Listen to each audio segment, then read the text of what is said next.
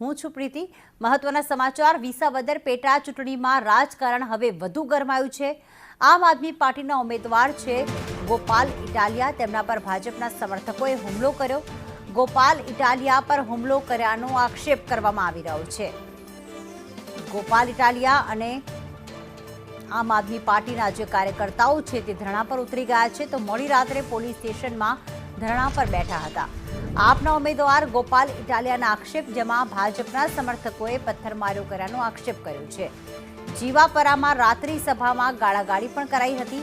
ભાજપના ઉમેદવાર કિરીટ પટેલના સમર્થકોએ ગોપાલ ઇટાલિયા પર હુમલો કર્યો છે તેવો આક્ષેપ કરવામાં આવ્યો।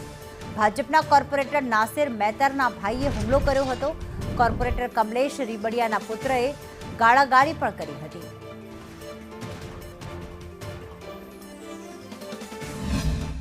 સહી અને ગુંડારાજ બંધ કરજો। આવનાર દિવસોમાં આનો જવાબ એ વિસાવદરની જનતા તમને આપશે, કારણ કે તમે આજે આ ઠોકશાહી અને ગુંડારાજ જે ચલાવી રહ્યા છો અને જેના આશીર્વાદ તમારી પર છે, જેના આશ્રિતો તમે છો, આ પોલીસના પીઆઈ એ હજી સુધી આવ્યા નથી। કલાકથી રાહ જોઈએ છે। એટલે ભાઈ ગુલામી કોની કરો છો ભાઈ? કિરીટ પટેલનો ફોન આવ્યો પછી આવશો?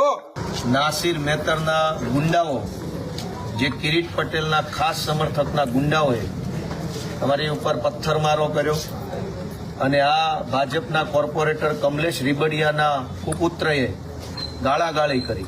કિરીટ પટેલની દલાલી કરવાવાળા જે કાંઈ લોકો છે એને મેસેજ છે અમારો, સુધરી જાજો। આ વિસાવદરના પોલીસ સ્ટેશનમાં 1 કલાકથી રાહ જોઈએ છે અધિકારીની, અને ભાજપના ગુંડા અહીંયા આવીને પાછા ધમકાધમકી કરી જાય।